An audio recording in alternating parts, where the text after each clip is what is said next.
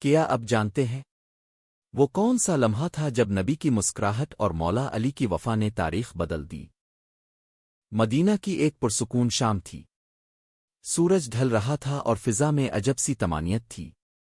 ہمارے پیارے نبی مسجد سے باہر تشریف لا رہے تھے۔ ان کے ساتھ حضرت علی تھے، خاموش مگر دل میں وفا کا سمندر لیے ہوئے۔ راستے میں ایک غریب شخص آیا، آنکھوں میں پریشانی تھی۔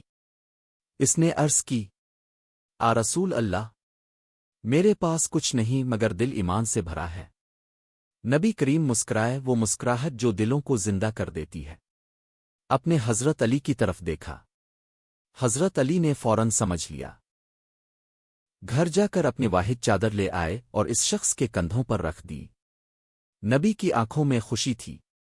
آپ نے فرمایا، علی، تم نے آج صرف چادر نہیں دی، تم نے انسانیت کو عزت دی ہے۔ وہ لمحہ تاریخ بن گیا۔ ایک طرف رحمت عالم، دوسری طرف وفا و شجاعت کا پیکر مولا علی۔ یہی وہ رشتہ تھا جو صرف خون کا نہیں، نور، وفا اور حق کا رشتہ تھا۔ سبق: جو اللہ اور اس کے رسول سے سچی محبت کرے، اس کے ہاتھ سے ہمیشہ خیر ہی نکلتی ہے۔ اگر آپ کے دل میں نبی کریم اور اہل بیت کی محبت ہے تو چینل کو سبسکرائب کریں، ویڈیو کو لائک کریں اور شیئر ضرور کریں تاکہ یہ نور والی باتیں زیادہ لوگوں